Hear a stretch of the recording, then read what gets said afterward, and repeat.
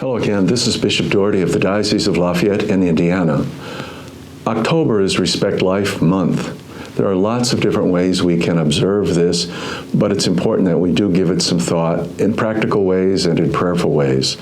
We know that human life at all of its stages is worth our protection, and so when we talk about Respect Life, we're talking about the preborn human beings, we're talking about people who are in vulnerable physical situations, we're talking about people toward the end of their life needing protection and safety so they can be treated well and humanely.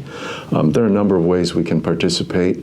Certainly the life chain that we see in a number of our towns is a fairly simple but pronounced way to remind ourselves and to remind other people how seriously we take this idea of respecting life. We know in our Constitution it says we have a right to life, liberty, and the pursuit of happiness. Well, people have redefined what we mean by life here and there.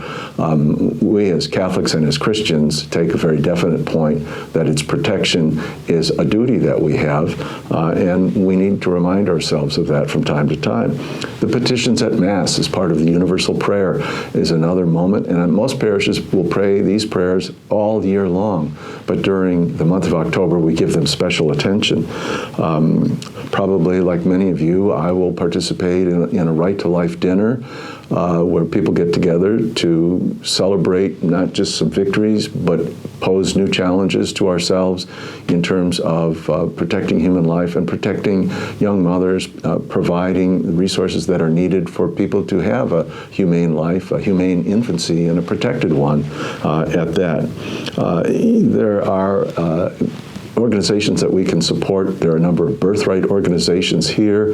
There are some that are well known in the Indianapolis area, for those of you who are watching from there.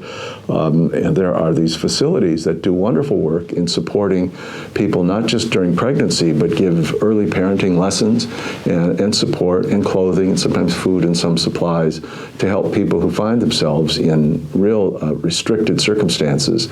So there are a number of ways that we can acknowledge this month, and I would hope that you would participate as well by what you read, what you talk about, and what you pray about. God bless you.